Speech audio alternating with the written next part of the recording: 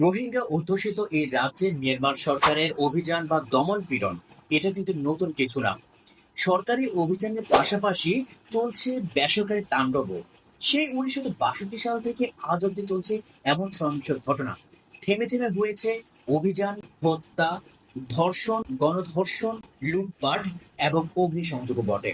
Myanmar সরকার যে নির্যাতন নিপীড়ন রোহিঙ্গাদের উপর চালিয়েছে, এই বিষয়বস্তু নিয়ে আপনি কতটুকু জানেন সেটা কিন্তু এই বইতে আছে।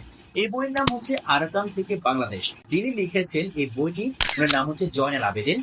উনি আমাদের চট্টগ্রামের মিরসরাইয়ের কৃতি সন্তান। জয়নাল আবেদিন 1987 সালের 28 ডিসেম্বর চট্টগ্রামের মিরসরাইতে জন্মগ্রহণ করেন। আরাকান রাজ্যে নিপীড়িত বা অত্যাচারিত যে সকল শরণার্থী বাংলাদেশে বর্তমানে অবস্থান করছেন, উনি প্রত্যেকটা শিবিরে গিয়ে গিয়ে মর্মান্তিক সব গল্প এবং সেখানকার সব ইনফরমেশন সংগ্রহ করে এই বইটি